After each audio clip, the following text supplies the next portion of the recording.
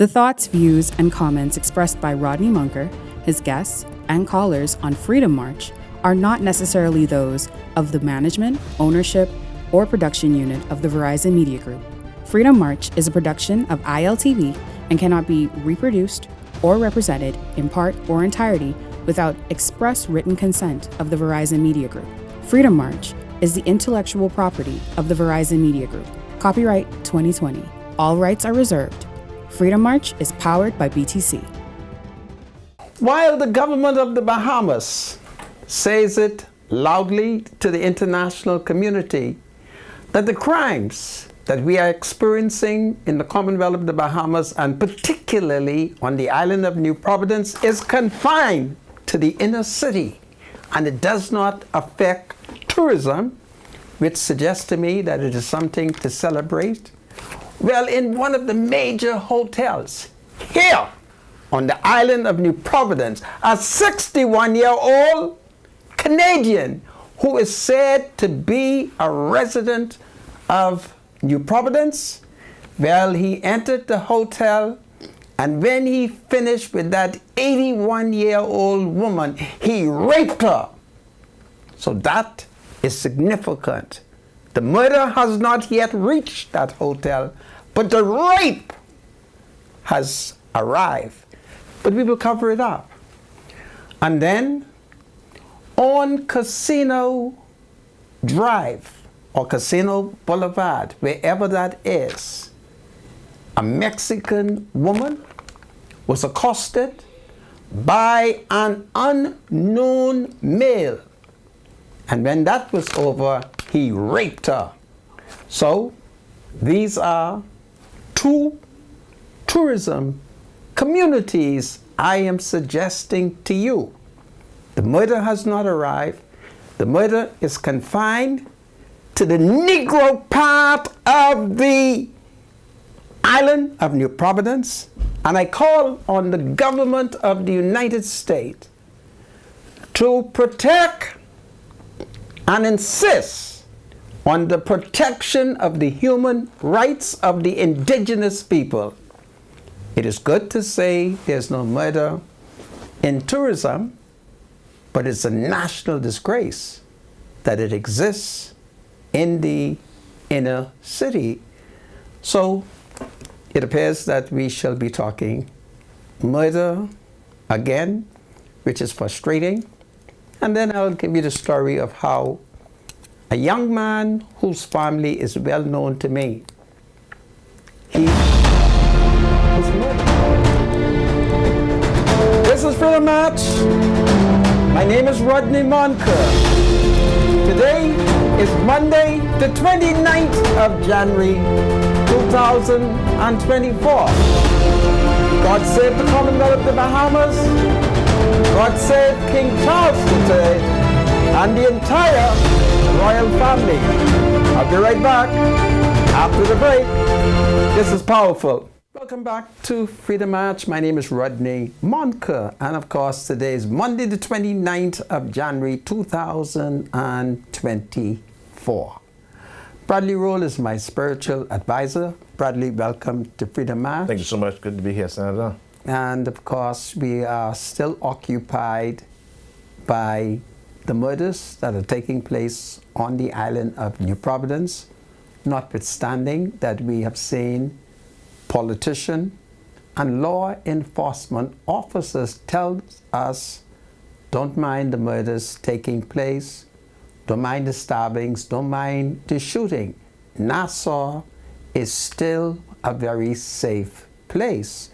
So in the midst of our safeness, our sons are being stabbed to death, people are being shot. So it's very encouraging to hear the official tell us that it is safe. It is still very encouraging when we hear our Deputy Prime Minister and other senior government officials reassure the tourism international market that notwithstanding the reports that they are receiving about the many, many killings that has taken place on the island of New Providence for January Nassau is safe because the murders are principally confined, my description, where the Negro people live. So, since the tourists have not been encouraged to come south of the arch, south of the hill, they are safe. But notwithstanding that the Ministry of Tourism has pushed a wonderful story that it is safe for the tourists, in one of Nassau's biggest hotel, there was a major piece of rape where a man who was reported to be a Canadian citizen living on the island of New Providence, it is said that he is 61 years old. Well, he grabbed an 81-year-old Canadian tourist in one of the hotels, and he raped her. So the murders have not arrived yet at the hotel, but raping has arrived. And then, of course, we have also received report that on a street which is called either Casino Road, Casino Drive, Casino, whatever, which suggests that it is in an area where perhaps casino exists. An unknown man, he grabbed a Mexican woman and apparently he pulled some age tool on her, pulled her in his vehicle, and when he was finished with her, he raped her as well. So we perhaps can tell the international community that the tourists are safe as it relates to murders, but in the hotels, they're being raped. In fact, there is an international report in which a newspaper out of England is reporting that there has been so many Americans, if I read it correctly, who has been murdered here in the Bahamas. Now, it is always possible. I don't know. To the best of my knowledge, no American citizen has been murdered. But this paper is a wonderful paper, and this paper is in England. That's where this paper is, and this is what they are reporting. So I need the Commissioner of Police to deny it. I need the Commissioner of Police to tell me, as a citizen, and by extension the entire country, that that's a lie. Or is it true? And we have hidden it. I think it's not true, but it's a powerful piece of propaganda which is designed to destroy our tourism market. And so we have to bring this to the attention of the authorities. So has there been 20 Americans killed in the Bahamas? I don't know anything about it. I'm certain if that happened, I should know. But I don't know anything about it, so I believe it's a lie. And it is my hope that the Commissioner of Police, I want him as the officer who's responsible for principally investigating all criminal activities, to tell me it's not true. So what I'm going to do now, I'm going to go to my spiritual advisor, Bradley Roll. Bradley, welcome to Freedom March. Thank you so much. Good to be here, Sandra. And I'm happy that you have made it. Yeah, it's always good when you're safe after a weekend. So many crazy things happening in the country. It does seem as if did we have a murder on the weekend? Because I think the Americans are reporting that we may have had 18 so far. Well, but I think it's 19, isn't it? The Americans, this is what they're saying? Yeah. Okay. Remember now the advisory that was issued by the United States, by the U.S. Embassy a few days ago, has gone viral, not only here in the Bahamas, but in certain states in the United States. So they're warning Americans about coming to the Bahamas, and they have to be careful when they come, especially when visiting the island of Providence and certain areas of the Providence. which is not good for us. Hopefully, the Ministry of Tourism, along with Bahamas government, could see how much damage control we can do to try to protect our tourism product, because that's the bottom line. I kind of figured it would happen eventually, and it did. So now we have to see how best we can, get people to see that the country is still relatively safe, although we're experiencing this certain surge or uptick in murders during the month of January. But let's leave that until we're done with the Word of God. Today we're going to read from James chapter 4, 13 to 17.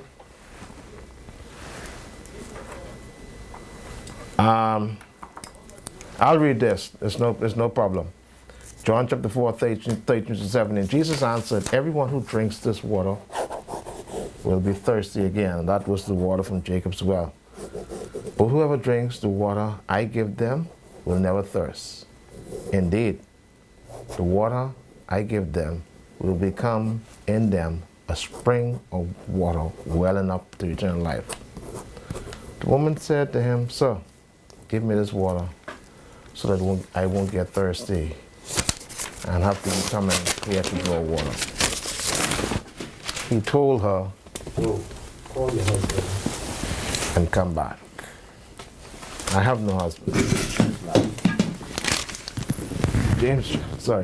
John chapter 4, 13 to 17. All right, I'm glad you picked that one. I was going to read from James, but this is perfect. The everlasting water that Jesus spoke about when he met this Samaritan woman at the well.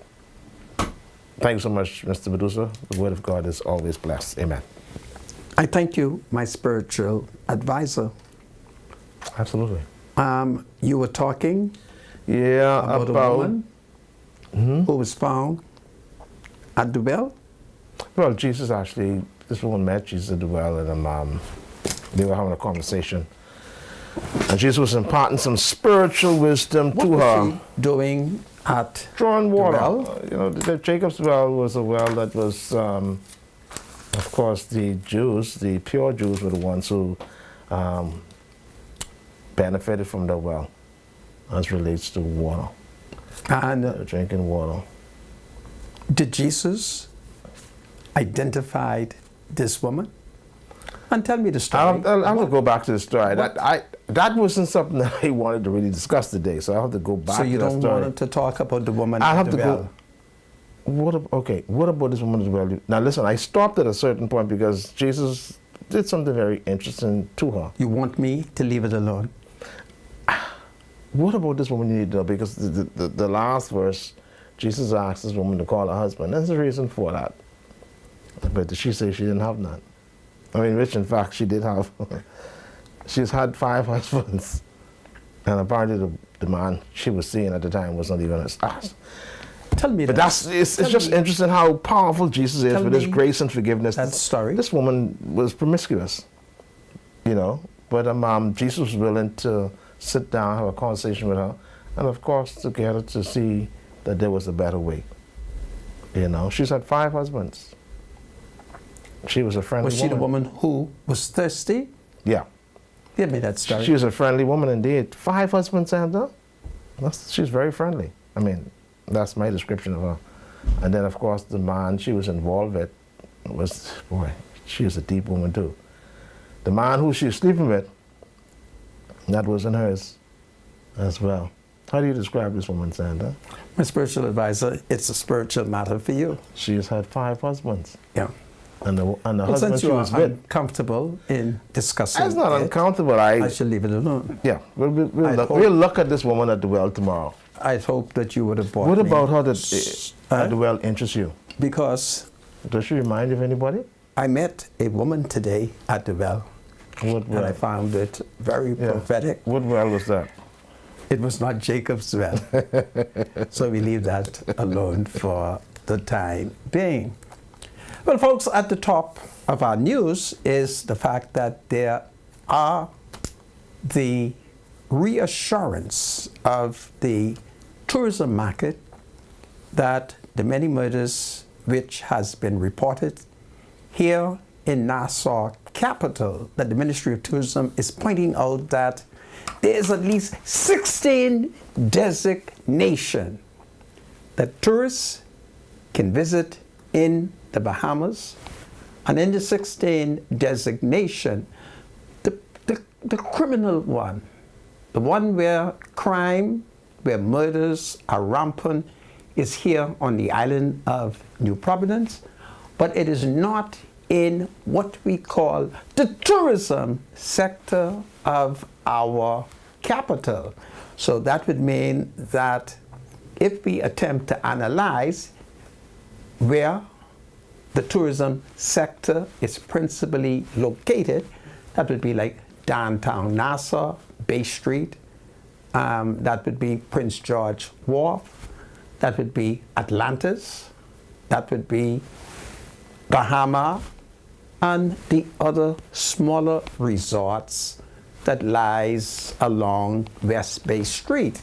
So perhaps for those of us who are in tourism, we can celebrate and say, well, notwithstanding the fact that there has been these killings, I like to refer to them as Negro killings, they do not affect the economy. So for many people, they can rejoice and they can take comfort that in the midst of this blooming tourism market, the killings which are taking place in what is described as the inner city has not spilled over on Paradise Island yet, has not spilled in Cable Beach yet, has not spilled at Prince George Wharf and the other tourism area of Nassau's capital. So that perhaps for many people involved in the tourism market, that's a day for rejoicing. Nevertheless, it's horrible of the killings that are taking place in this so-called inner city. And notwithstanding that we have been assured that the hotels are safe, in one of Nassau's biggest hotel, a 61-year-old Canadian who's described as a resident. It's amazing, eh? He raped an 81-year-old Canadian visitor. So all of a sudden now his status has changed. He's not a tourist. He is a resident and he has raped in the hotel. Now what principally disturbs me is the fact that the police has a policy where they are refusing to identify and to tell us where the rape took place. I think it's very significant that if rape is taking place at one of Nassau's top hotel, we ought to know that, so that when we visit that hotel, everybody could be on the alert. But we think by hiding it, we are protecting tourism. But I think it is a fundamental mistake by not identifying the hotel. By identifying the hotel, perhaps you bring pressure on that resort to ensure that its security is not slack, that its security is not incompetent. But this is what we do for the Yankee dollar. But I just want the public to know that in one of Nassau's leading hotel, we had a rape, okay? And it's a Canadian resident, they say. He's Canadian by citizenship, but he's a resident of the island. He went into the hotel and he raped an 81-year-old Canadian woman. So let's take note of that. And then, of course, the other rape, which is alleged to have occurred perhaps around 2:30 a.m. on Saturday morning, if I have it correctly, where an unknown man, he's unknown, he grabbed a Mexican woman on Casino Drive, Casino Highway, well, wherever the hell Casino is, and he raped her. So we should be watching the police to see whether or not they're going to tell us more and further and better particulars on the crime. We have a right to know who who's committing rapes, where they're committing the rapes, which hotel they're committing the rapes, and in what closeness to whatever casino that Mexican women are being grabbed, taken in a car, held hostage, and raped. I thought I would say that for what it is worth, in view of the fact that there is an online English newspaper who's reporting that there's about 20 Americans, if I read it correctly, who was killed in the Bahamas. I hope the government would categorically deny that and send an email to that English newspaper and have that corrected. So we thought we would tell that to you. Now, we have been reacting to the fact that the Americans have. I'll be right back. This is Freedom March. My name is Rodney Monker. Crime is still the #1 issue, and the government must take radical control of it. God save the Commonwealth of the Bahamas. God save the King. We'll be right back after the break. Hold on, everybody. Welcome back to Freedom March. My name is Rodney Monker. Bradley Roll is my spiritual advisor. And I just want, before I go to another topic, to see if my spiritual advisor has an opinion on view of the fact that I have revealed to him that in one of Nassau's biggest hotels, there has been a rape. A 61-year-old Canadian citizen, reported to be a resident of the island of New Providence, has been accused of raping an 81-year-old Canadian citizen who is a visitor, a tourist to the island of New Providence. And I pointed out that notwithstanding the fact that the police has revealed that, they have refused to tell us which hotel this is, which I think it is wrong, and it leaves tourists coming into the island not to have the confidence as to whether or not where they're going is safe.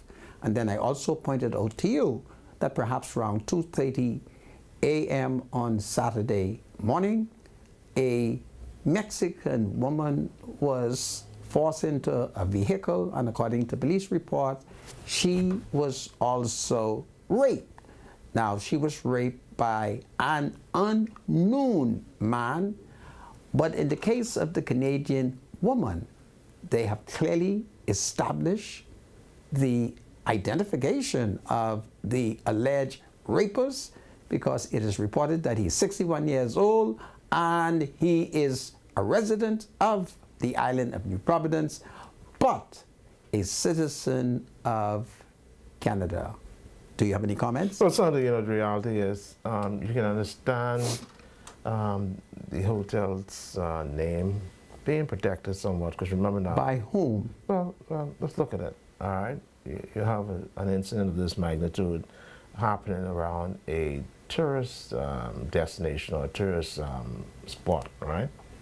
And so what you want to do, the incident itself is damaging for the country if it's sent viral or worldwide, right, or international. But if the name of the hotel goes out, don't forget that the hotels in the tourism segment, they have a product that they sell. Of course, it attracts tourists to their destination. For the most part, the hotel wants to protect its, they want to protect its image and its reputation. They don't want to seem to be a spot that is not safe for tourists to come because of rape or whatever have you. So, I can understand the hotel not being mentioned. I don't know if that's important. The important thing is to try to make sure the perpetrator is caught and that he faces the law.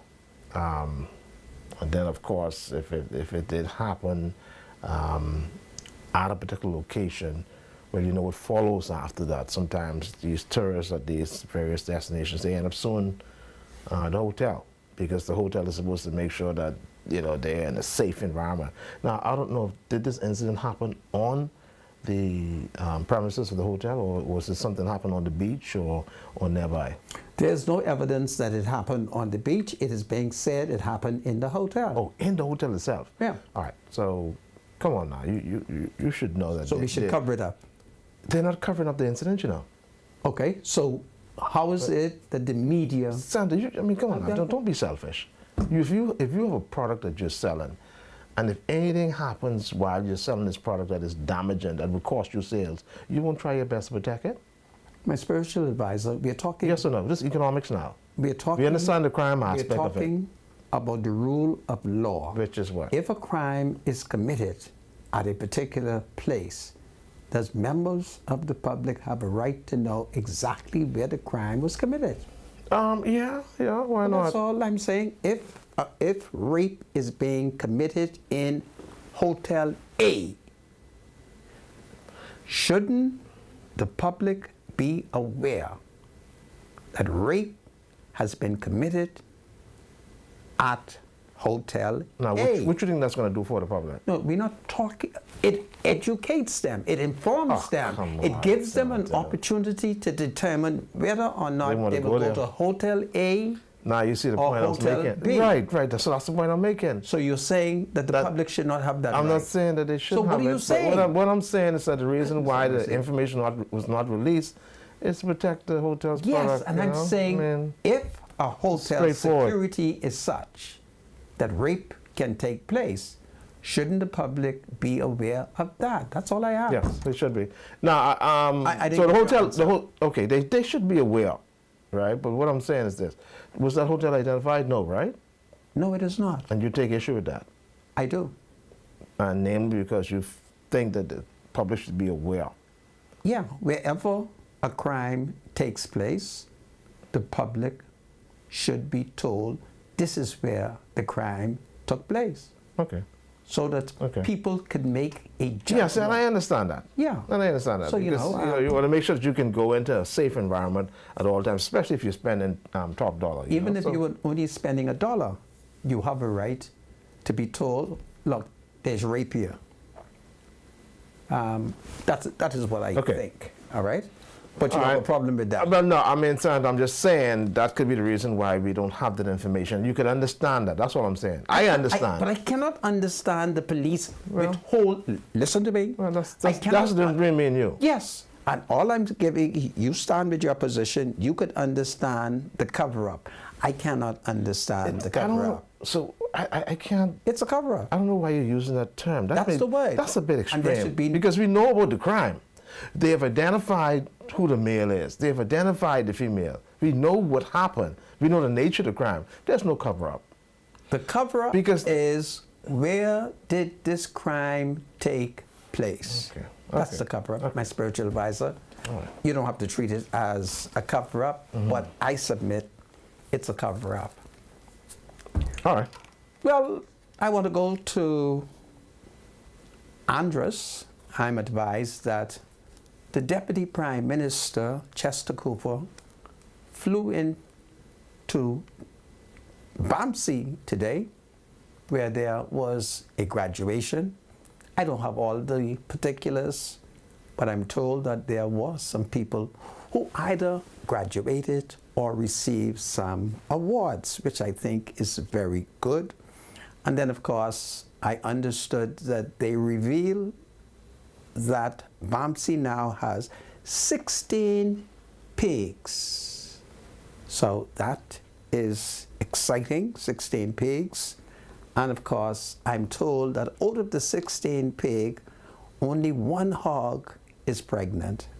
I'm kind of disappointed that as long as we've had Bamsey, and as long as we have been talking about agriculture and animal husbandry, you would recall that when the Bahamas became independent in 1973, the government of the United States of America, if I do recall it correctly, because it's a long time, had perhaps donated about $40 million towards agricultural production in North Andros.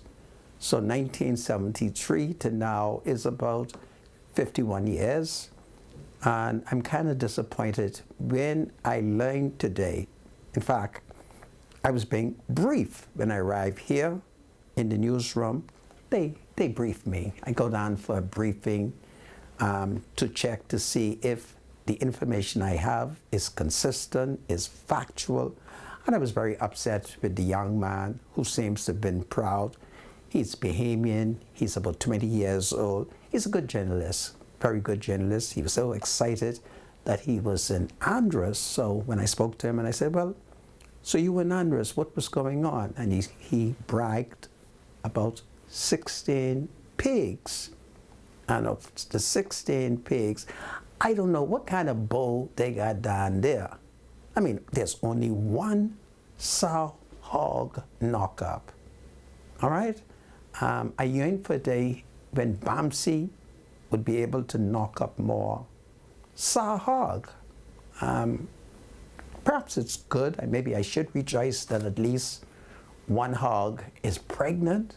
But my God, I would want to hope that the new Minister of Agriculture, Jomo Campbell, will ensure that going forward, we can knock up more sow hogs. All right? It's like if the bull hogs in Andros are impotent, okay? Part of animal husbandry is reproduction, okay?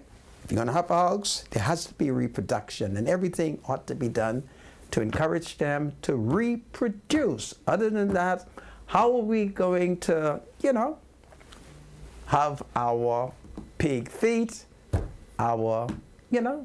So I thought I would tell it to you. As I listened to the 20-year-old journalist, he was so excited. So I had to pretend excitement with him so as not to hurt his feelings. But he bragged. He said, Mr. Munker, we got 16. All right? So I had to smile with him. And he said, we got one knock right up. So I'm kind of disappointed.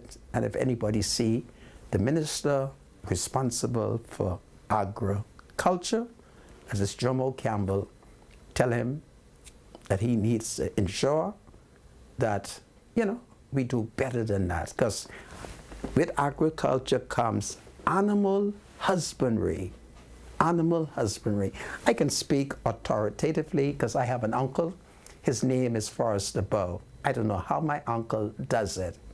But if you see my uncle let go that ball, when he jumped in the hog pen, he just knocked everybody up.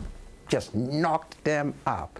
So perhaps what they should do is talk to my uncle, Forrest the Bow, who's a big-time farmer in Carmichael Road. And if there is one farmer who knows how to get the male hog to knock up the female pig, it's my uncle, Forrest the Bow. So you see, I can talk authoritatively, and this is powerful. Well, having told you about that, I've gotten some new reports, which perhaps I'm now compelled to talk to the Christian community over reports that I've received today that a big shark has been spotted at the eastern part of the island. I want to warn members of the Christian community who have been going at the various docks, the various beaches, to do baptism. I want to particularly warn the Church of God of Prophecy, because I know in more recent time they have been leading quite a huge delegation to the various public beaches. There they have been baptizing people. I want to warn them that there are some dangerous sharks in our harbor. And if you are not careful, when you are baptizing brothers and sisters of your Christian denomination, they shall be attacked by the shark, because there's a major cover-up taking place.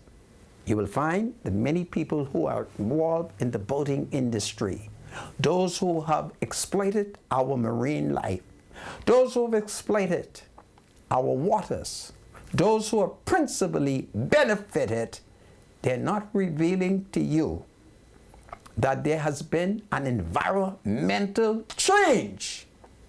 And in the harbors of New Providence, dangerous sharks are coming closer and closer and closer, and they are attacking. And for some reason, the authorities does not seem to be aware that when animals kill man, man must kill the animal. And no shark has a right to come on the harbor, on the shorelines, and attack a man. So I just want to warn the Church of God of Prophecy that they should watch out. And I also want to warn other Christian denominations who sometimes very early on a Sunday morning, when they even can't see the sharks swimming, they take people out to be baptized. You may never have heard this kind of thing, but I am in contact with nature, and I'm in contact with people who are living literally on the sea, because there are many dilapidated boats that houses citizens. Last week Saturday, not Saturday gone, I happened to have gone to Awaki to find myself some stew fish, and I was approached by a fisherman who lives on the water, and he has complained over how his home has been destroyed. I was caught off guard, because when he said his home was destroyed, I assumed that he must have been talking about some house over the hill. So I said, your home was destroyed? He said, yes. I said, well, where do you live? And then he pointed towards the beach, the wharf at Potter's Key. And I felt bad for him that, you know, for you to have been living on the wharf for about 40 years. You didn't have to pay any rent, no real property tax, and you live right there on the beach. Everything was provided for you, and in the process, somebody destroyed your boating home, and there is no one in the government that he can go to and appeal. And I felt bad for him.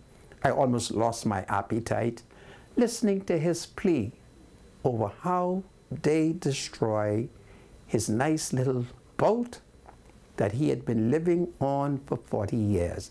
Any man who's been living at Potter's Key Dock for 40 years, the government should assist him in relocating. I felt bad for him, honestly. I just listened to him and could not offer him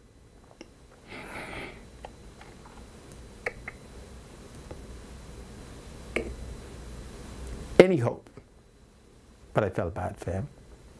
So I would hope that as the government destroys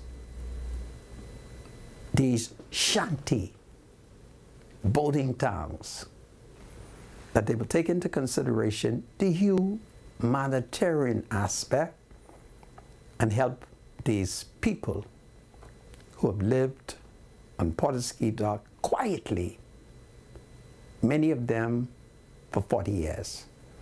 I thought I would say it because his last words to me were,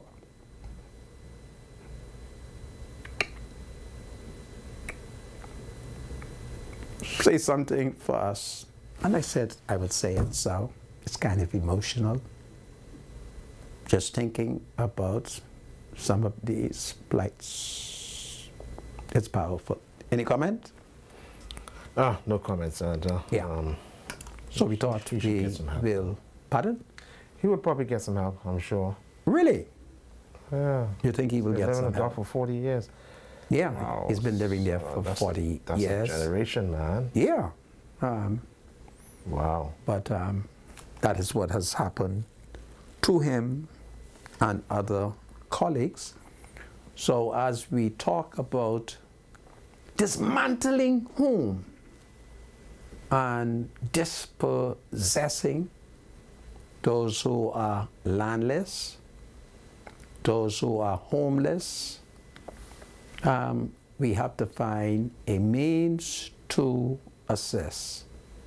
But he was very interesting, and for some reason I loved his story of living there for 40 years. It almost sounded to me like he could have taken out an action in the Supreme Court, but that would not have been possible. But it felt to me like he could have petitioned a judge of the Supreme Court and then say to the judge, "My Lord, I've been here long enough. Don't you think I have quiet title, quiet possession?"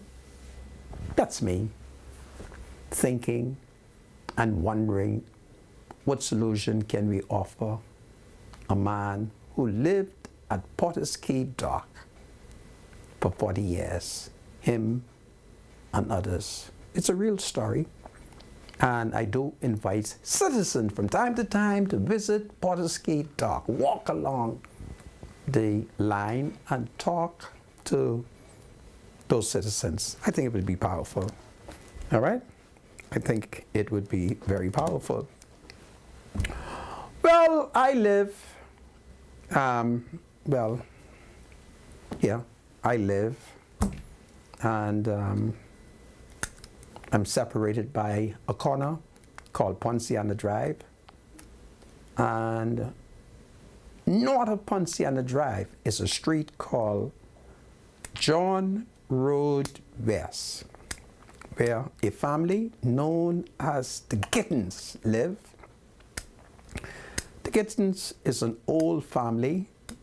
Their father, grandfather, was a man who's been involved in the tourism business for many, many years. I'm not sure if he's dead now, but he worked at Fort Charlotte. He was a very, very good tour guide. And the tragedy of his grandson, Sanchez Gittins, a young man who was stabbed multiple times over the weekend, who had gone to celebrate the birthday of a young woman that he knew very well, but apparently he really didn't want to go. His mother instinctively said to him not to go, but he was overwhelmed by the desire to celebrate the girl's birthday, who insisted, and unfortunately he was stabbed by a 26-year-old man who stabbed him multiple times. I know the family, wonderful family, the Gittins, and he was seriously injured, and then there was an attempt to take him to the Princess Margaret Hospital by private vehicle. Life being what it is, the driver, a female, who panicked, and as she drove, she constantly looked to see how he was progressing, and the next thing she knows, she crashes into a wall. A very tragic incident. And of course, he then perhaps died at the spot. So it's another sad story of man's inhumanity to man, a sad story of young men not being able to control their anger. And it's so sad, very, very sad for that family and for that community, which is called John Street West of Hospital Lane in the Bainstown and Grandstown constituency. So it is my hope that young people, young men, young women would listen to the instinct of their mothers. Mothers have the unique ability to sense danger. And I am convinced, having moved across the island of New Providence, that there is no mother who wants the worst for her son. And I'm going to tell you that all the mothers of the Bahamas are good women. And they want the best for their children, the best for their sons. They don't want their children to be criminals. They don't want them to be involved in murders and different crimes. These are some good mothers with very unfortunate circumstances. And if children could be more instinctive in your mother, see, there's no woman biologically who's closer to you than your ma. And so when your ma say to you, boy, why you won't go out and you home? Man, stay inside, jump in the bed. Jump in the bed because your mother instinct, your mother's biological connection to you. 9 months she carried you. 9 months you kick her in her stomach. 9 months you grab her belly.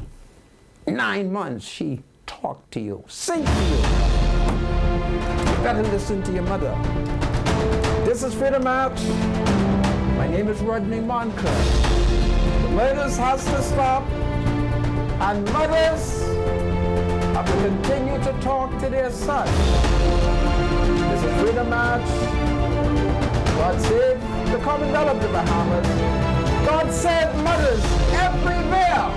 They love their children and they want the best for them. Hold on. Welcome back to Freedom March. My name is Rodney Monker. Bradley Roll is my spiritual advisor. How are you doing, my spiritual advisor? Doing well, Senator. Just before we get to the birthdays, Senator, and we look at our crisis as far as crime is concerned. And this is not something that just pop up and has been affecting us overnight. All right, something that's been happening for a while. The key thing, or the paramount question is ask ourselves is this: how did we get here? All right, so obviously something was going on through the years for us to get to this point. I know that folks are really kind of fed up and concerned about what's going on, but you know, we have to ask ourselves this question: how did we get to this point where, you know, crime is affecting us as the people in this country in a very, very negative way? All right? This isn't something that's just been happening overnight. This has been going on for a while. So we must ask ourselves this question: how did we get here? I wonder if folks think about that. That we have the average, well, let me not say average, that's a bit too broad. We have some of our young men that lives in a certain pocket of our society who really have no regard for human life. All right? Their social skills are not what it should be as far as existing in a normal, regulated society. How did we get here? That's a good question. Anyhow, Mr. Medusa? Well, you can't ask the question. I'm sorry. And then I can't answer. Yeah, I'm sorry. Yeah. Go ahead. How did we get how did we get here? It's a very easy answer. In any society where there's no punishment, this is how you get here. We live in a society where people are able to break the law and there's no punishment. People are able to commit murder and there's no punishment. Every young man knows that if he takes a knife and he stabs a person multiple times, that will lead to death. So why is he not afraid? He's not afraid because he lives in a society who has not executed a convicted murderer in 24 years. He knows that in this society, some of the most educated comes up with fake arguments to justify the killing. What is the solution to this? The solution is there must be punishment. So if I decide that I'm going to commit murder, there must be punishment. The only thing that is comparable to a man killing another human being is for him to be deprived of his life. But if you find excuses for him, it will continue. So it doesn't matter how we got here. We are here. So now let's reduce the murders by moving the impediment and hanging those who commit murder. That is the solution. Tomorrow, that is the solution. The day after tomorrow, it is the solution. And unless this society returns to capital punishment, you will continue to see the murders. I thank you, my spiritual advisor. Yeah, I'll further comment after we do these few birthdays. Ms. Medusa, are you ready? Okay, so we want to wish this beautiful young lady here, Dot. Dot, I think Dot celebrated her birthday on the weekend, did you? Happy birthday, Dot. Very good friend of mine, very good friend of mine. This birthday greetings, of course, is coming from your friends at Duval's. They wish you all the best. And of course, we hope you enjoyed your birthday. And we hope you live to enjoy many, many more. I'm going to send you a coded message, Dot. WTCOU.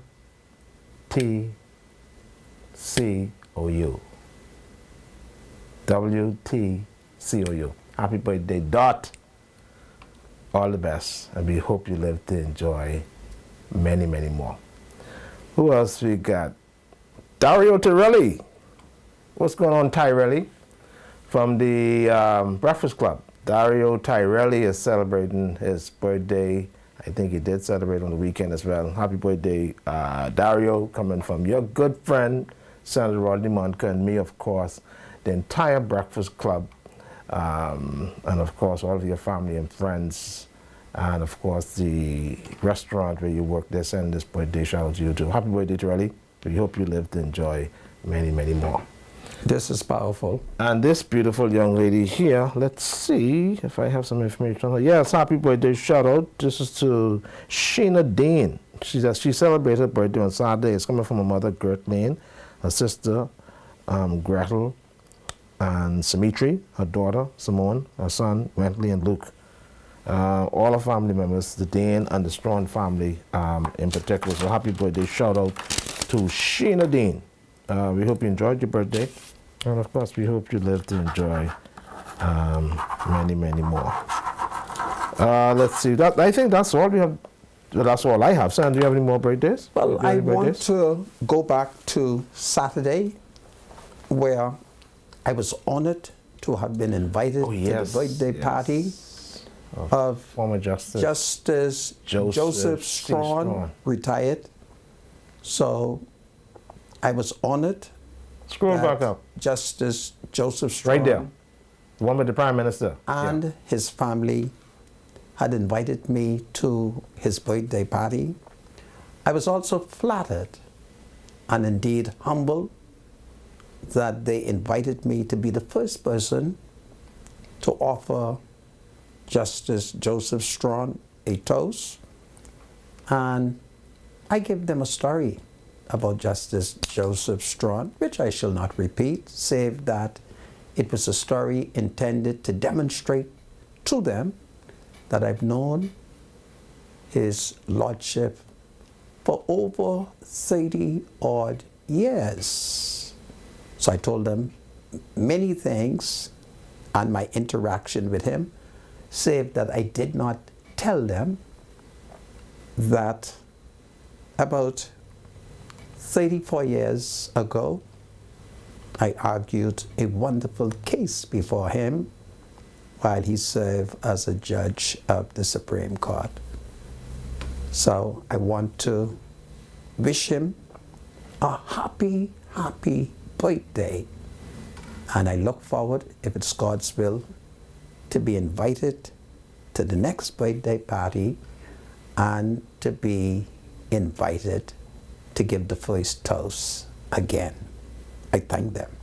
Yeah, I had an opportunity to speak to the former justice at his birthday party, and for 90 years he's still sharp. We had a very interesting conversation about, you know, some of the challenges in life that come your way at times. And for a 90-year-old man, I'm just impressed with his ability to still at the age of 90 be just as sharp as ever. Happy birthday, Joseph C. Strong. Do you know that Joseph C. Strong is also a member of the Lord's Church? Yes, and yes. Are you aware that he is from Cat Island?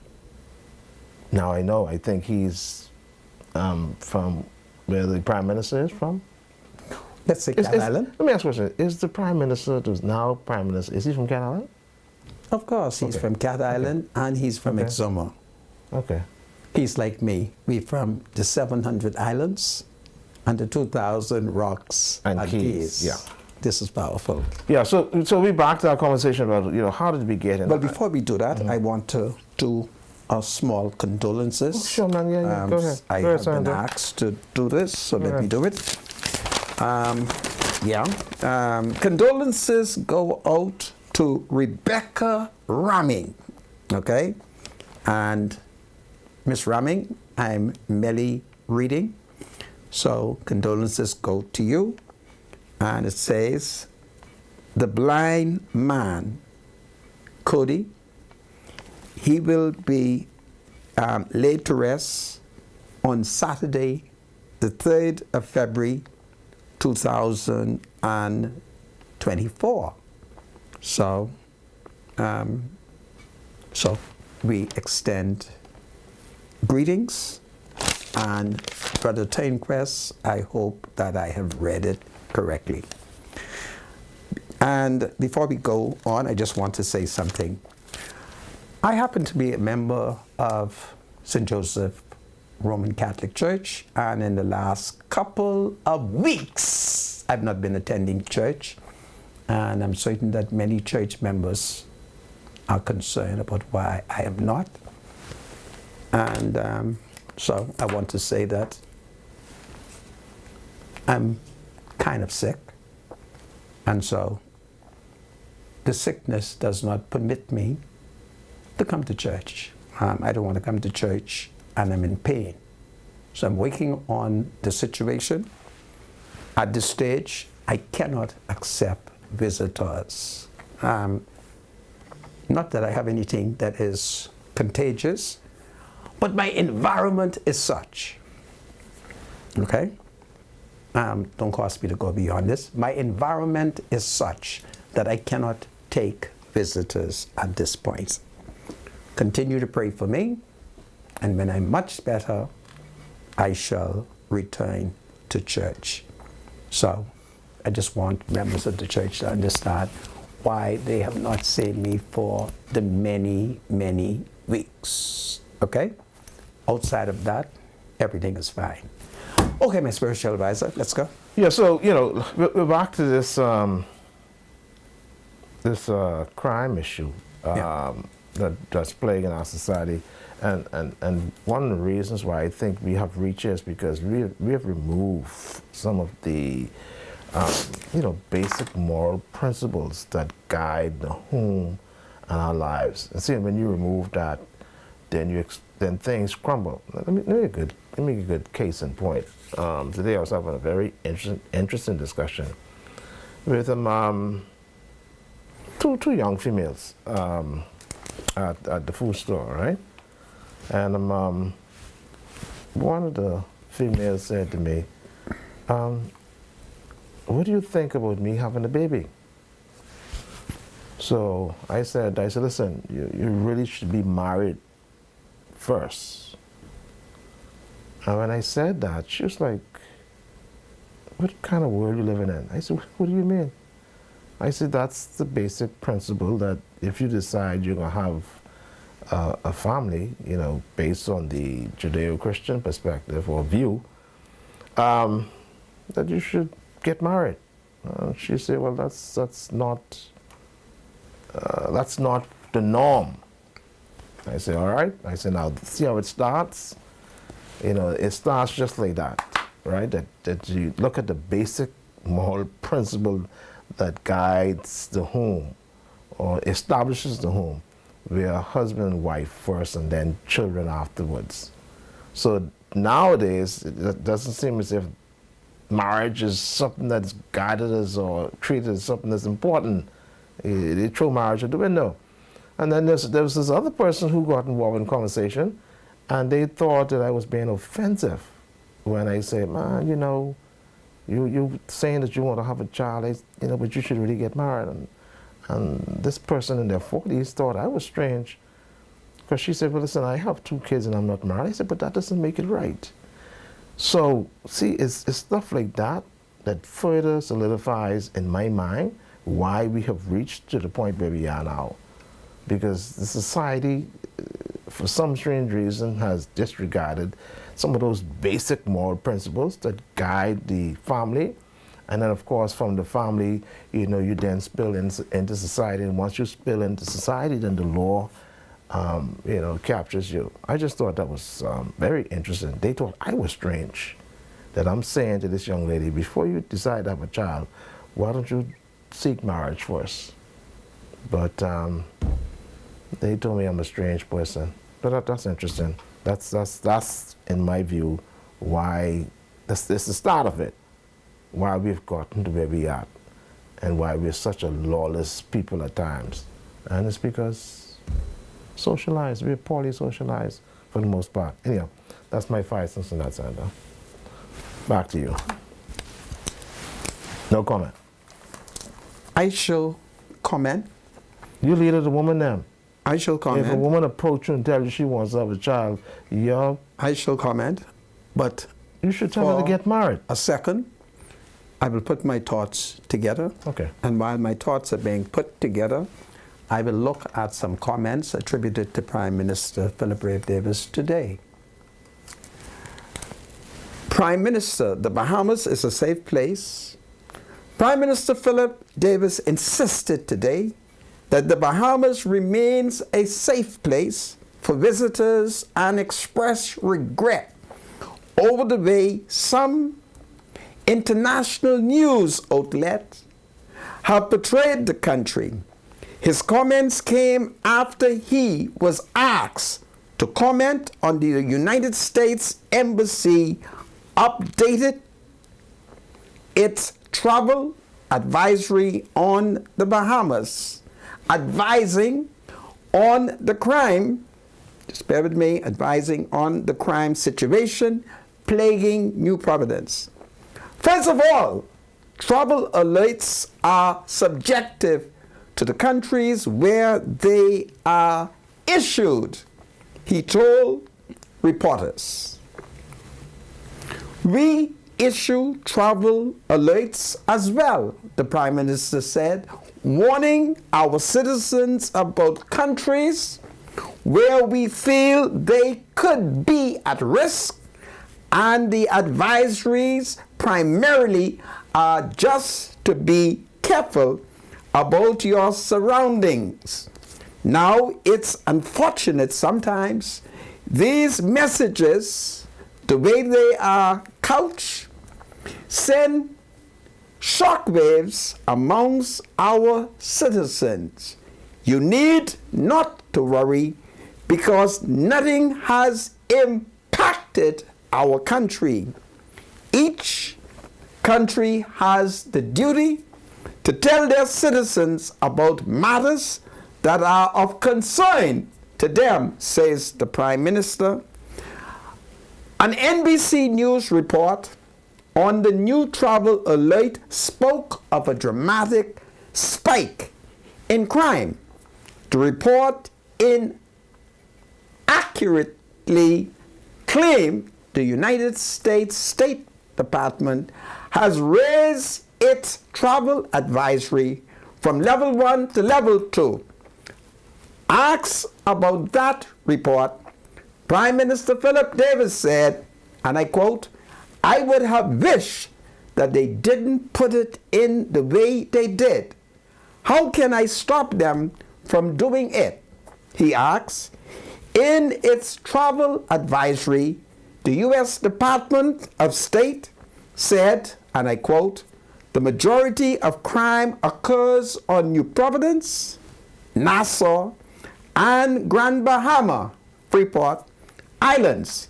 In Nassau, practice increased vigilance in the over-the-hill area, south of Shirley Street, where gangs on gang violence has resulted in a high homicide rate, primarily affecting the local population. Violent crimes such as burglaries, armed robberies, and sexual assaults occur in both tourist and non-tourist areas. Be vigilant when staying at short-term vacation rental properties where private security companies do not have a presence. Despite the negative media, Prime Minister Davis said he doesn't think the situation will have much impact on tourism. The Bahamas is a safe place to come, he said. Continue to come, he said. They will be safe here while they are here. The Bahamas is what it is. So that is an update where Prime Minister Philip Davis, speaking to the media today, spoke about the safetiness of the Bahamas. You will note that as I read that article, the United States warned their citizens about renting places where the security isn't good. But I'll tell you something. The Canadian, the 61-year-old Canadian resident of the island, who is alleged to rape the 81-year-old Canadian tourist. If my facts are correct, he raped her in one of the most sophisticated hotels. All they got is good securities and cameras. Perhaps if the camera is as good, they may very well catch him in the act. So the Americans are wrong on that one to say, find a sophisticated hotel. No, you're getting raped everywhere now. And they pull off that one in one of the most sophisticated hotels, if my sources are correct. Okay? I thought we should say that.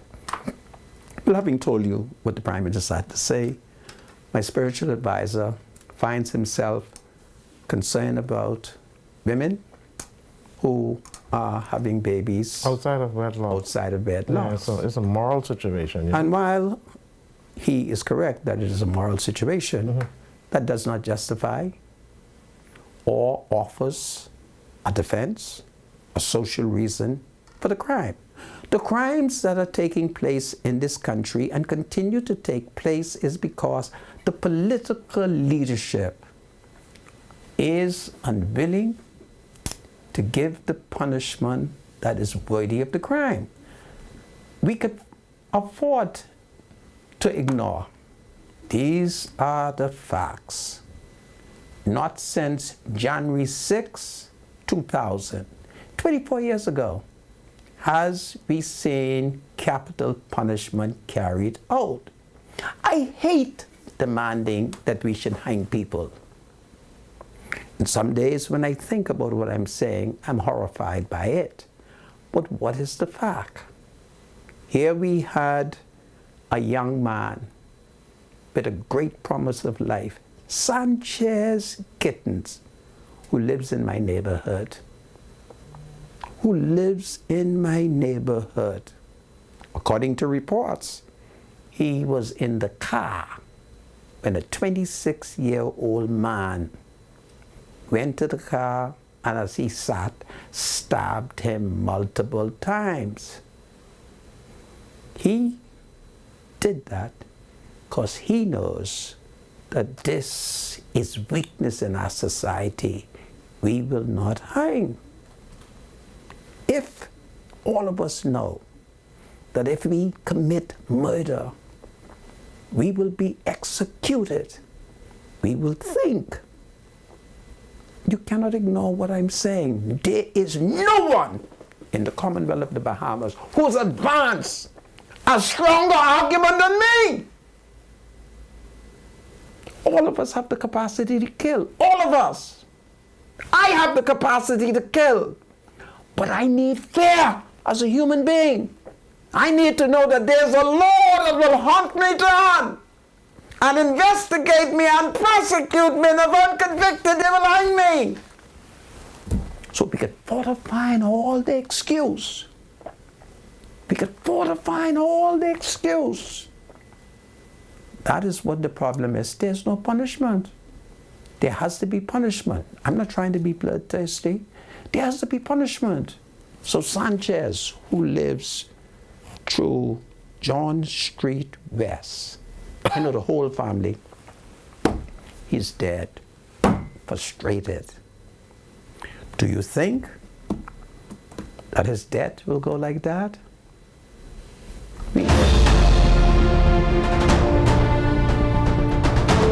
This is Freedom March. God save the Commonwealth of the Bahamas. When will we hang murderers? When will we stop pussyfooting? It will not be solved. It will not be reduced until we hang, hang, hang, hang. God save the Commonwealth of the Bahamas. Welcome back to Freedom March. My name is Rodney Monker. Bradley Roll is my spiritual advisor. So we are reaching a point where we begin to invite members of the public to call us in. But before we do open the line, Mr. Producer, are you ready for us to wish Sister Susan O'Brien from the Nassau Village community a very happy birthday? And of course, she celebrated her birthday, if I'm correct. She celebrated it when, my spiritual advisor? Was it on Sunday? Let's see. Sunday? It was Sunday. Yeah, okay. Susan O'Brien, she is one of the women them. She accepted my leadership about 8 years ago. And on my 60th birthday, I had to visit one of the local primary schools. And I was shocked as I entered the school. She raised a glorious song as she wished me, and she sang as loud as she could a very happy birthday to me. So, Susan O'Brien, I thank God that you have accepted my leadership, and I wish you a happy birthday. God bless you, and continue to do God's work among the people, and particularly the people of Nassau Village. This is powerful, my spiritual advisor. Absolutely, yeah. We also have another birthday as well. Birthday greetings goes out to Hakeem Pender. I think Hakeem Pender is celebrating his 34th birthday in Riverdale, Atlanta, Georgia, in the United States. Happy birthday, Hakeem. Coming from his father, Sergeant 2169 Prescott Pender in Freeport, Grand Bahama. All right, so happy birthday to Hakeem Pender, celebrating his 34th. And we wish people everywhere a happy birthday. And we salute mothers everywhere who is struggling to ensure that their children continue to be law-abiding. And we salute young men who listen to the wisdom of their fathers and who listen to the instinct of their mothers. So when your mom say to you tonight, boy, why you going out? Shock her and jump in the bed. Shock her and jump in the back of her and say, Mommy, I ain't going nowhere. Mother's instinct is powerful, and we salute mothers everywhere. Go ahead, my spiritual advisor. Open the line. All right, the number to call is 323-7775. The number to call is 698-0775 and 698-0776. The lines are open. I think we got about 25 minutes, if I'm not mistaken, to take some calls. So if you want to talk to us, you can call us now. 323-7775, 698-0775, 698-0776. But you want to discuss something about Mike Morrow? Mike Morrow. Until we get some calls. You have Mike Morrow photograph? Yeah, you have it. There you go. Mike Morrow. Mike Morrow says he's not concerned about the murders that are taking place in the inner city. He doesn't see it having any impact on tourism. So we now understand Mike's concern. Mike isn't concerned over the fact that among the Negro people, that the killings are taking place as long as it doesn't reach Prince George Wharf. So this is the kind of leadership that we are faced with, where the indigenous people are being killed. Nobody's concerned about that as long as it does not affect the tourists. It's a very sad, sad situation that we can have all these murders taking place and no one is concerned about the safety of the indigenous people.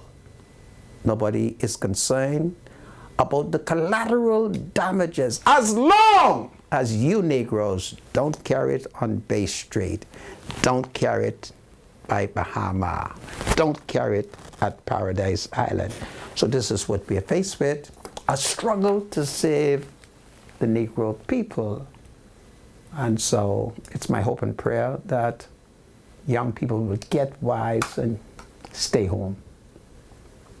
Young people will get wise and listen to their mother's instinct. It's a time for survival, and there are too many killings taking place, and nobody seems to be concerned about it as long as it doesn't affect the economy. Okay? So, that is the struggle. You have a call? Okay. Yeah. Let's take this call. Welcome to Freedom March. Call your live. Good afternoon. How you doing? Good afternoon. Great. All right. You need to tell Mr. Monroe, the crime in Village Road and Camp Road and Shirley Street, the armed robberies and stuff is very ridiculous. It's an every night thing. Well, Getting worse and worse and worse and worse. where's it taking place? Village Road, Camp Road, Shirley Street. Really? It's getting worse. You call the police, you try to go for help. Before they answer the phone, the only thing coming up on your phone is the map, is where you're calling from. And it takes 15, 20 minutes to answer. And when they do come, it comes an hour, 15, 20 minutes later. It's ridiculous. Really? After the crime. Yes, really. I'm sorry. Now, it's getting close to the bridge. They're going to wait until the tourists start getting children robbed. And then they can realize that no capital punishment needs to come in place. Wow. Before it starts, they need to stop and do something about it. Okay. You need more security around the area. So you say these robberies are taking place in the Village Road area, Camp Road area in Wells? At Shirley Street, Shirley Street. going straight down. What kind of robberies? Armed robberies? Yeah, armed robberies. No one getting shoot. Thank the Lord for that, but they taking Okay. vehicles and everything. I was wondering about that, if they were taking vehicles as well. Have you Okay. seen Yes. any saturation patrol? In that area? It come through to the morning sometime at 2 o'clock or 1 o'clock. But Okay. everything's happening like 8, 9, 4 in the morning and stuff like that. Okay. Okay. All right. Thank you. I'll tell We'll Wayne put the Monroe, Minnesota okay? alert. Thank you so much, caller. Try to call him and let him know, but he's not answering the phone. Okay. All right, just You send him a could text. always send him a WhatsApp. Yeah, send them a message. Will do. Thank Thank you. Yeah. All right. Welcome to Freedom March. Call you live.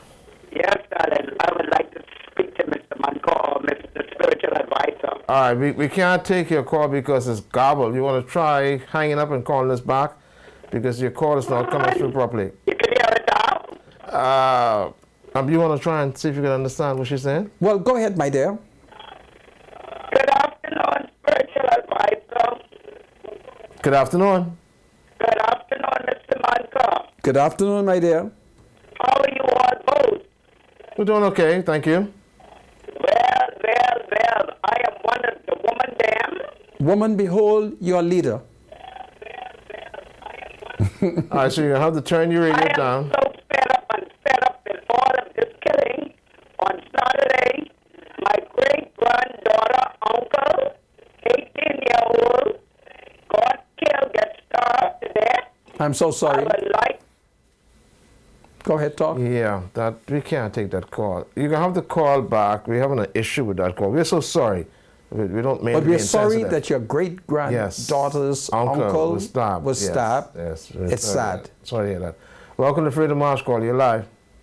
Yes, hello? Good afternoon, caller. Yeah, good day. Good day. Yeah, I have a short comment, and then I want to ask Mr. Monco a question. First of all, the crime, a big thing like crime is going to take more than one solution, more than one angle of approach to as a solution. You know, it's going to take the home, it's going to take the church, it's going to take religion, it's going to take social groups, you know, a number of things, okay? So it's not one particular thing that we would do that would solve, like just hanging, you know. That's a part of the solution, but it's not the all in all. Now, I want to ask the Monker a question. And if he is prepared, he could answer the question now. But the question what I want to ask him, I want him to take at least 2 or 3 days to think about it. And you could pitch into spiritual advisor. What do you all think about us, the country, this nation, being communist? Being what? Communist. Okay. Well, that's Well, I can answer you right now. Communism has failed in the world. I'm opposed to it. Okay. Yeah. I mean, why I say you could take a few days that No, I don't need a few some days. some communist country is run. I don't need a few days. I'm able to answer that. Communism has failed on God's earth, and there's no need for communism. Russia, the Soviet Union, collapsed. I think the last time I heard about them, it must have been President Ronald Reagan who called on Mr. Gorbachev to break down the goddamn wall. God forgive me. All right? Well, And when Uncle. Ronald Reagan finished with it, the wall came down and communism ended. Long live the memory of Ronald Reagan. Russia's still communist, though. Yeah, there are some progressive communist countries. Yeah, we see it. And Vietnam is one of them, you know. Yeah. And the communism, the economy in a lot of communist countries is failing because the West failed to trade with them. right. Well, that isn't true because in the case of China, China is purported to be communist, but we all know it is a capitalist economy with perhaps a communist political system. It would be trading. I say capitalism now, capitalism forever. You take good care, my brother. Yes, sir, thanks. Thank you. Welcome to Freedom March Call. You're live. Good afternoon, gentlemen. How you doing? Good afternoon. Yes, Mr. Monka, you said that Mr. Mara Mora. doesn't, Yeah. Mike Morris Jr. Yeah. doesn't care about Over the Hill, right? No. He's not concerned about the murders because it's not affecting the tourism industry out on Prince George Wharf. Yes. Well, from the country was gained independence, the Conky Joe white behemoth really ain't concerned what we concerned about, you know. The Conky Joe white behemoth concerned about economics and real estate. So that's what they've been striving on. They gave us politics to run ourselves, while they kept all the businesses and they control all the real estate. Now, it's sad for him to say that, but I feel that's how they think. Because for me, I don't see no white Bahamians getting themselves in problems. They might now, but I don't see it reported as much as our brothers and sisters, getting themselves in these problems and creating havoc. So I think the white Bahamian or the Conky Joe Bahamian, which you call them, is really not concerned about these things. They're more so concerned about businesses, what they have on all these islands, especially Nassau, and they run the bulk of the real estate industry in the country. So that's what they're really concerned about, sir. But he's wrong. If he said that, he's totally wrong, because crime could affect those people also. But you really don't hear about white Bahamians being in no part of the media dealing with crime or anything like that. I never see a white Bahamian go to Foxhill. Well, if they're not killing anybody, then why should they be charged? If they're not committing that's robbery, what I'm saying. So perhaps we should learn from them. Of course.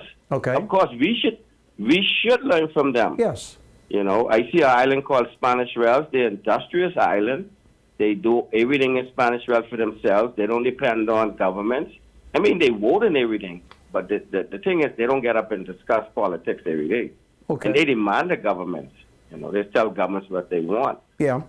So when we go in these white areas like Spanish Wells, our demeanor and everything changes. You see? Because their society and their island is totally different. Well, you can do the same. You don't litter over there. You don't spit on the ground. Okay. You don't hear loud music over there. Okay. Now, when you get back on the other side, everything, they bring back and they continue. But if the Mike Morris said that, he's wrong. But I think that's just the way the white Bahamians feel. Okay. Until it hit their doorstep. Yes. Well, let's put it this way. If they are acting responsibly, I have no problem with whatever they think, as long and that's how our people as should they are not committing any crime. People should act. And what is the reality? The Conky Joes are not committing murder. I thank you. Of course. I thank you like for your you say, comments. we should learn from them. Of course, yes, yeah. Let's learn from them. Do well, my brother. Take care. Welcome to Freedom March. Call you live. Good afternoon. I'd like to speak to Mr. Rodney Moncur. Sir. Mr. Moncur. Sir. I want to talk about Hotel Workers Union. Go ahead, let me hear what you have to say. It's talking about now trying to get a raise for the workers. Yes. They take over that union, and for almost 20 years, them people hadn't got a dime. Right. The people who work for Hotel Workers Union, a lot of them now cannot get retired because they had not paid what they're supposed to pay. Now, there are people who work for them, like Brenda Stevenson, Roy Goldbrook, and them. They ain't getting money yet, almost 20 years. And this is supposed to be a union. Well, do you remember leading up to the 2021 general election that the workers entered a memorandum of understanding with the Progressive Liberal Party? Did you hear my question? Yeah, I hear you. Do you remember it? Yes, I do. Then take advantage of the memorandum of understanding that the workers signed with the PLP, for the PLP is the party of the workers. March to the PLP headquarters, demand to see its leadership, and demand that the PLP live up to the promise that it will be on the side of the workers. You take good care. Recognition of blood. God save the king. It sounded like something that was said in 1990. It's powerful. Welcome to Freedom March. Call you live. Hey, spiritual advisor. Good afternoon. My brother Moncur. So, allow me just to give a Senator birthday request to Robert Czar Patton, coming from his wife. his children, his sisters, Betsy, Jean, Nita, Trina, his brothers, and all the laborers on the Lady Francis mailboat, and the family of Black Point Exuma. Now, this crime thing, sir. People keep talking about what hanging can do and what hanging ain't can do. Hanging ain't for nothing. If you're driving a bus and you stop off the bus stop, there's a fine that you pay for that. There's a penalty for that. If you're driving a public vehicle in the necktie season and you don't have on a necktie, there's a penalty for that. Hanging is for the penalty for the crime in which you've done. We ain't worried about what hanging can change, you know. We die, no problem. We just want you to get punished for the crime in which you do. All right. Thank you so much, caller. Thank you. Appreciate that. We don't have any more calls. Go ahead, Sender. Yeah. So, where were we?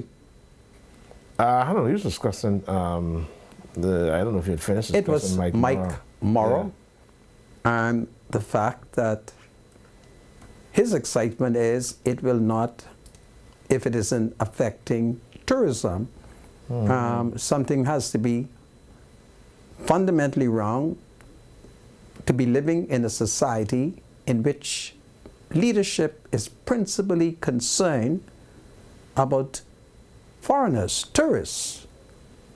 Certainly the human rights of every indigenous person should be protected. I want to be living in a society where my life is as valuable as the visitors. I want to be living in a society where the law not only protects the tourists, but it protects me as a citizen. And that is a fundamental problem where we are principally concerned about the economics. The economics is very important, but certainly it is a violation of the human rights of the indigenous people when we are not concerned about their rights to life and to safety. Something has to be done, and that is my position. Do you have a call? Yeah, we got a call. Welcome to Freedom March. Call you live. Hi, Brother Monica. Sir. Who started temporary workers? Who started? Who started? Temporary workers. You have to turn your radio down first, please. Temporary workers. Well, I can't answer that like that. There are times when you may not be able to bring a person on full time, but you need some temporary workers. So I can't say who started it, but I do know from time to time you need temporary workers. Brother Monica. Yes. The temporary workers were started by the government, and Okay. after the government started, then it ran into the private sector, the hotel sector. Okay. Okay, Okay. and that's under the PLP government. Really? The PLP started temporary workers. Well, that isn't a bad thing, you know. There are times when you have So don't tell me you're friendly with the workers. All right, so it's radio, TV, Yeah. whatever it is. You got to turn it down. If you want to speak to us, okay? Listen, there's nothing wrong. There are times when you need temporary workers. In 1978, Club Med took me on as a temporary worker. But I was determined to show Club Med that I should become a full-time worker. So I put on a good working maneuver. Brother Monica. Yeah.